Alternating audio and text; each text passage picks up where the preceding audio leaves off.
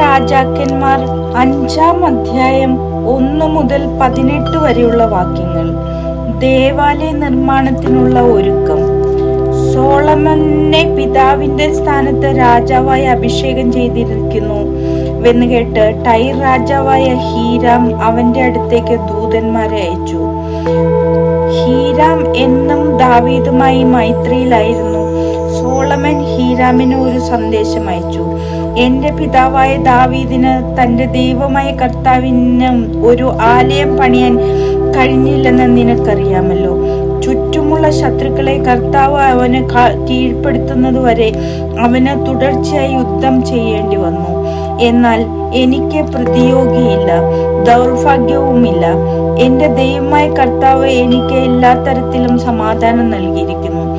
എന്റെ പിതാവായ ദാവീദിനോട് കർത്താവ് ഇങ്ങനെ അരുളി ചെയ്തിട്ടുണ്ട്: നിനക്ക് പകരം സിംഹാസനത്തിൽ ഞാൻ അവരോധിക്കുന്ന നിന്റെ മകൻ എന്റെ നാമത്തിന് ഒരു ആലയം പണിയും. അതനുസരിച്ച് എന്റെ ദൈവമായ കർത്താവിന് ആലയം നിർമ്മിക്കണമെന്ന് ഞാൻ ഉദ്ദേശിക്കുന്നു.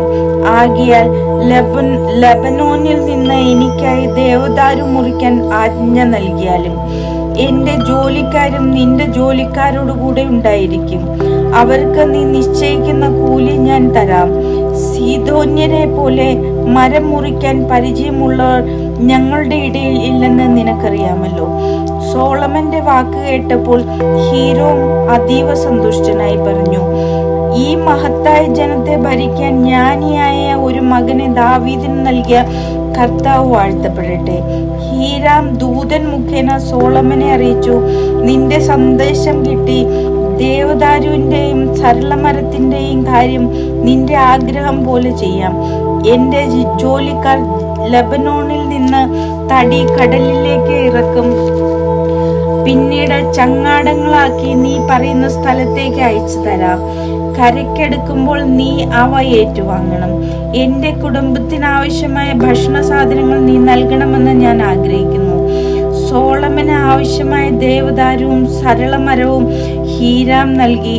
ഹീരാമന്റെ ഗാർഹികാവശ്യങ്ങൾക്കായി സോളമൻ 20,000 കോർ ഗോതമ്പും ആട്ടിയെടുത്ത 20,000 കോർ എണ്ണയും കൊടുത്തു. ആണ്ടുതോറും ഹീരോമിന് ഇവ കൊടുത്തുകൊണ്ടിരുന്നു. കർത്താവ് വാഗ്ദാന പ്രകാരം സോളമന് ജ്ഞാനം നൽകി. ഹീരാമും സോളമനും സമാധാനത്തിൽ കഴിഞ്ഞുകൂടുകയും ഇരുവരും ഉടമ്പടിയിൽ ഏർപ്പെടുകയും ചെയ്തു. സോളമൻ രാജാവ് ഇസ്രായേലിന്റെ എല്ലാ ഭാഗത്തു നിന്നും അടിമവേലയ്ക്ക് ആളെ എടുത്തു. 30,000 പേരാണ് ഇങ്ങനെ തിരഞ്ഞെടുക്കപ്പെട്ടത്. മാസം തോറും 10,000 പേരെ വീതം ലെബനോനിലേക്ക് അയച്ചുകൊണ്ടിരുന്നു. അവർ ഒരു മാസം ലെബനോനിലാണെങ്കിൽ 2 മാസം തങ്ങളുടെ വീടുകളിലായിരിക്കും. അദോനിറാമിനായിരുന്നു ഇവരുടെ മേൽനോട്ടം. ചുമടെടുക്കാൻ 70,000 മലയിൽ കല്ലുവെട്ടാൻ 80,000 ആളുകൾ ഉണ്ടായിരുന്നു. ജോലിക്കാരുടെ മേൽനോട്ടം വഹിച്ചിരുന്ന 3,300 ആളുകൾക്ക് പുറമേ ആയിരുന്നു ഇവർ. രാജാവിന്റെ കൽപ്പന അനുസരിച്ച് അവർ ദേവാലയത്തിന്റെ അടിത്തറ പണിയാൻ വിശേഷപ്പെട്ട വലിയ കല്ലുകൾ കൊണ്ടുവന്ന് ചെത്തി ശരിപ്പെടുത്തി. സോളമന്റെയും ഹീരാമിന്റെയും ശില്പികളും ഗേബാൽക്കാരും ചേർന്ന് അവ ചെത്തി മിനുക്കുകയും ദേവാലയം പണിയാനുള്ള കല്ലും മരവും തയ്യാറാക്കുകയും ചെയ്തു.